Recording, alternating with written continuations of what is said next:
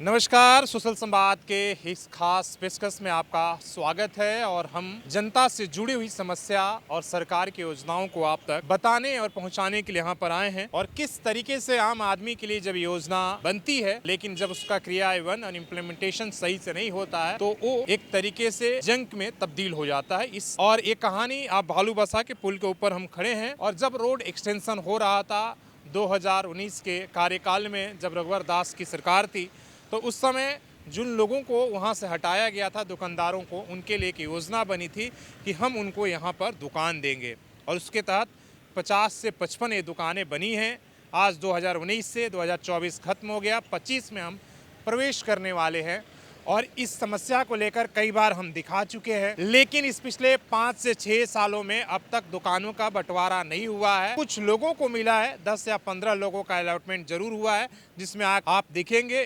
इक्के दुक्के जो है आपको यहाँ दुकान दिखेंगे, लेकिन जो इसमें बुनियादी सुविधा चाहिए उनको ये उपलब्ध नहीं है और अभी तक बहुत सारे लोगों का अलॉटमेंट हुआ ही नहीं है। अड़चने क्या है, समस्याएं हम कई बार हमने उठाया, विधायक से लेकर जेएनएसी और एसडीओ तक के बात पहुंची, कमेटी भी बनी, लेकिन कोई समाधान नहीं हुआ। तारीख पर तारीख मिलते रहा कि अगले 3 महीने में हम इसका निष्पादन कर देंगे, लेकिन पिछले 6 साल से एक छोटा सा काम कि जो लोग योग्य हैं, जिनका रोड एक्सटेंशन में दुकानें गई हैं, उन्हीं लोगों को देना है, कोई आधार बनाया जाए, लेकिन आज तक ना आधार बनाया गया, ना इन दुकानों का डिस्ट्रीब्यूशन हो गया। आप एक तरफ आप देख रहे होंगे कि कितनी बेरोजगारी है, रेहड़ी पटरी पर लोग रोजगार करने के लिए विवश हैं, और दूसरी तरफ आपका इंक्रोचमेंट अभियान भी चल रहा है, लेकिन तीसरी तरफ यह है कि जो योजना बनी भी उसका क्रियान्वयन नहीं हुआ। और इसी तरीके से ये आपका वीरान यहाँ पर दिख रहा होगा और इन 6 सालों में हमने कई बार ये मुद्दा उठाया होगा,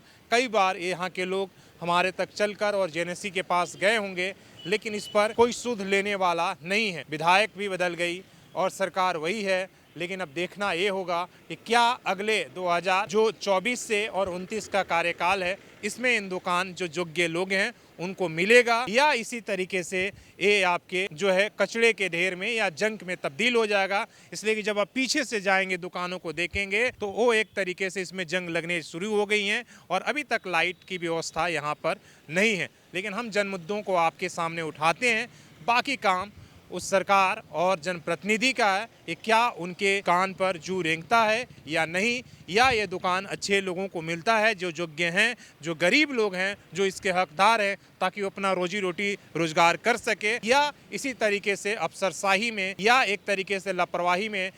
ये दुकानें इसी तरीके से बंद होते होते ही सड़कर गिर जाएगी। तब तक फिर से कोई नई योजना आ जाएगा और फिर हटाने का फरमान भी आ सकता है। अपने सहयोगी श्रवण के साथ शशिभूषण, सोशल संवाद न्यूज, झारखंड।